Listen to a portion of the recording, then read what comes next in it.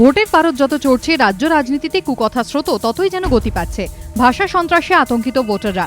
শনিবার বীরভূমের রামপুরহাটের সভা থেকে কুরুচিকর ভাষায় মুখ্যমন্ত্রীকে আক্রমণ করেন সিপিএম বিধায়ক আনিসুর রহমান। উনি এখন চান গেলে সব পরিবর্তনের নামে বলে আর কিছু হোক না, রং পাল্টিয়ে দাও, সব রং পাল্টিয়ে দাও, বলে রাইফেল দিকে টাকা দেবে না, ওই বাড়ি রং ধরেছে লাল রং নাকি সহ্য হয়। আমি তো ঠাট্টা করে বলেছিলাম যে যদি ওনার যদি কখনো বিয়ে হয় সিঁদুর দিবেন কি রঙে? এখনো তো সবুজ সিঁদুর চালু হয়নি, সব চালু হয়েছে, সবুজ সিঁদুর চালু হয়নি, হয়তো ভবিষ্যতে আইন করে উনি করবে, সব রং পাল্টাচ্ছে। আনিসুরের এই মন্তব্যকে ঘিরে রাজ্য রাজনীতিতে শোরগোল পড়ে গিয়েছে। সমালোচনায় সরব হয়েছে বিভিন্ন মহল। তৃণমূল আনিসুরের বিরুদ্ধে স্বাধিকার ভঙ্গের নোটিশও এনেছে।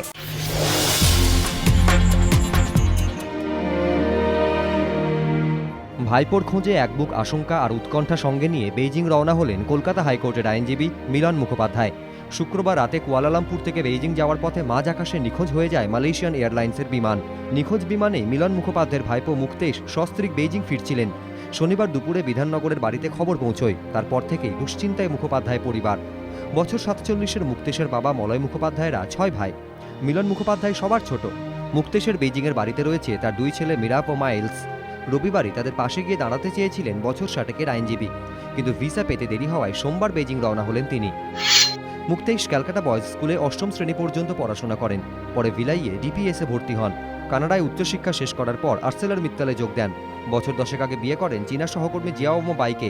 তাদের 2 ছেলে বছর 7-এর মিরাপ ও 4 বছরের মাইলস। মুক্তেশ এখন পাকাপাকিভাবে কানাডারই নাগরিক। 1973 সালে মাত্র 56 বছর বয়সে এক বিমান দুর্ঘটনাতেই মারা গিয়েছিলেন মুক্তেশের দাদু মোহন কুমার মঙ্গলম। সেই স্মৃতি এখন তাড়া করছে মুখোপাধ্যায় পরিবারকে।